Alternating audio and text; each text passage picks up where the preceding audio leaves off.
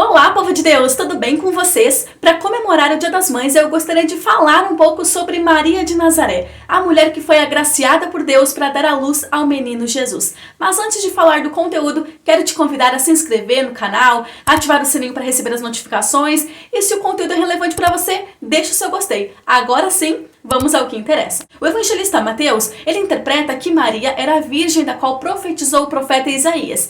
E o seu filho Emanuel é Jesus, profecia esta que está escrita em Isaías capítulo 7. Embora, segundo os estudiosos, há algumas divergências na interpretação deste texto de Isaías, mas entende-se que o ponto culminante da concretização da promessa está sim no nascimento de Jesus. Embora tenha poucas referências bíblicas acerca de Maria de Nazaré, ela é mencionada nas passagens que fazem referência à infância e juventude de Jesus. Por exemplo, em Mateus 1 e 2 e Lucas 1 e 2. Depois ela também é mencionada direta e indiretamente em outras referências neotestamentárias, como Mateus 12, João 2, João 19, Atos 1 e Gálatas 4. A narrativa bíblica fala que o anjo Gabriel, que havia predito o nascimento do profeta João Batista, também foi enviado a Nazaré para predizer o nascimento de Jesus. Naquela pequena aldeia da Galileia vivia Maria de Nazaré. Ela era uma virgem que estava prometida em casamento a um homem que também vivia na mesma aldeia. A cidade de Nazaré, conforme as investigações e escavações arqueológicas, era uma vila habitando ali aproximadamente 300, 400 pessoas. A extensão da vila de Nazaré era menor que 1 quilômetro, dava em torno ali de 700 a 900 metros de extensão. A região da Galileia daquele tempo era uma terra de imigrantes que tinha feito parte do velho reino de Israel, que vivera ali seu auge praticamente 1000 anos antes de Jesus nascer, sob o domínio ali do rei Davi e depois de Salomão. Depois dessa fase gloriosa, uma guerra civil no século VIII a.C. fez surgir uma série de impérios. O resultado é que a Galileia acabou ocupada por grupos pagãos até o final do século II a.C.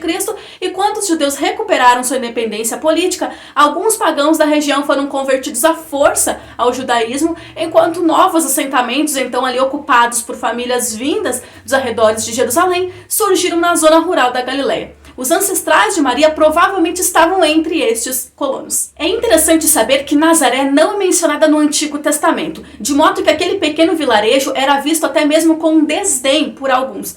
Vemos, por exemplo, a fala de Natanael: pode vir algo bom de Nazaré? Mas nos planos soberanos de Deus havia ali uma virgem, a qual por meio dela traria ao mundo a concretização da promessa da encarnação do Salvador. No período em que ela ficou grávida, Maria já estava desposada legalmente com José. O que isto significa? Que ela estava prometida a se casar, tipo um noivado. O casal estava aguardando apenas a festa de núpcias e o início da vida em comum. Foi por isso, então, que José teve dificuldades em aceitar a gravidez de Maria. Conforme o relato de Mateus, foi preciso que um anjo do Senhor lhe aparecesse em sonho para explicar o que de fato havia acontecido. Após ter sido confortado e encorajado pelo anjo, José então assumiu Maria como sua esposa. Hoje, lendo esta narrativa, parece tudo muito lindo e, de fato, como diz o salmista no capítulo 139, de um modo assombroso e tão maravilhoso eu fui feito. O fato de levarmos em conta a biologia, a anatomia do corpo, ainda é um mistério para nós como Jesus nasceu de uma virgem. Outra questão a se pensar é que, mesmo que a Bíblia não descreva estes detalhes, podemos imaginar como a vida de Maria deve ter virado de cabeça para baixo. Um turbilhão ali de pensamentos, como ela iria contar aos pais, ao noivo, como ficaria sua reputação perante sua família, sua vizinhança. E outra, a lei mosaica seria aplicada sem pena e sem piedade. Talvez ela tenha imaginado sendo apedrejada até a morte, como consequência de um suposto adultério, assim compreendido pela sociedade da época. Ela entendeu a mensagem do anjo, porque mesmo que ela não entenderia como ela daria à luz a um bebê sendo ainda virgem, ela sabia que era obra do Espírito Santo. Porém, quem acreditaria que um anjo apareceu e trouxe uma mensagem celestial?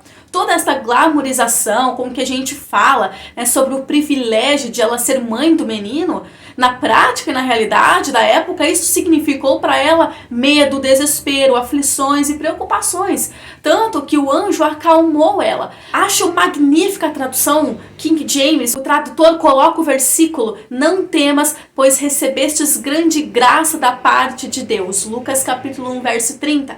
Tamanha graça que esta mulher recebeu a ponto de também suportar agora os insultos que viriam por uma gravidez, sendo que ela ainda não havia consumado o casamento. Imagina as pessoas fofocando, falando mal, tanto que durante o ministério terreno de Jesus, ele sofreu o que nos dias de hoje poderíamos chamar de bullying. Certa vez, durante uma discussão com os fariseus, Jesus foi chamado de filho de prostituta. Já imaginou o xingamento, né? Disseram-lhe: nós não somos nascidos de fornicação, temos um pai que é Deus. A palavra traduzida por fornicação no original é ekporneia, que significa produto da imoralidade ou produto da prostituição, ou como os religiosos diriam: Jesus, tu és fruto do pecado. Ou seja, eles não aceitavam a história contada por Maria e José. A tradição conta que houve até um falatório que Maria teve um caso com um soldado romano chamado Pantera. A tradição sustenta que, embora tivesse vivido em Éfeso, a atual Turquia, Maria teria voltado para Jerusalém, onde morreu ali com cerca de 50 anos de idade.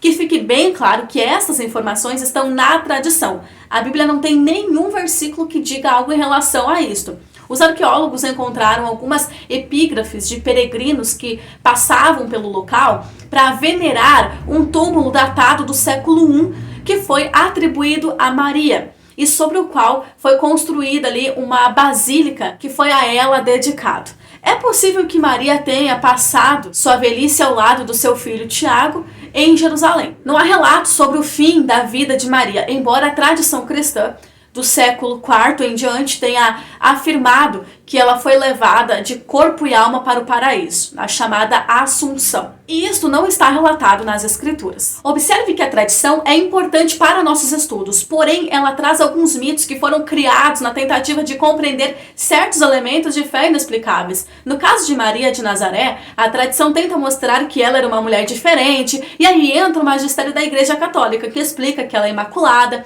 ou seja, que ela nasceu sem pecado, que não foi afetada pelo pecado original, que ela permaneceu virgem mesmo depois de ter casado com José. Lembrando que esta é a doutrina de Mariologia da Igreja Católica, que tem como base também a tradição cristã. Os textos bíblicos não confirmam esta fonte, pelo contrário. Os textos bíblicos afirmam, por exemplo, em Romanos 3:23, que todos pecaram e destituídos estão da glória de Deus. Quero ressaltar também que, conforme o relato do Evangelho de Mateus, José não teve relações com Maria até Jesus nascer. Até é um advérbio que indica o fim no espaço ou no tempo. Ou seja, José e Maria, após o nascimento de Jesus, tiveram sua vida conjugal normal como qualquer outro casal. Outra curiosidade é que, segundo os costumes judaicos, uma mulher se casava entre os 12 e 15 anos. Imagine uma menina moça com esta idade, com uma responsabilidade tão grande, superando desafios, tomando sobre si a responsabilidade de cuidar do maior presente que uma mãe e que o mundo pudesse ganhar: o Salvador da humanidade. Imagine a fé desta jovem mulher em aceitar a vontade de Deus, mesmo que isto significasse ser mal interpretada,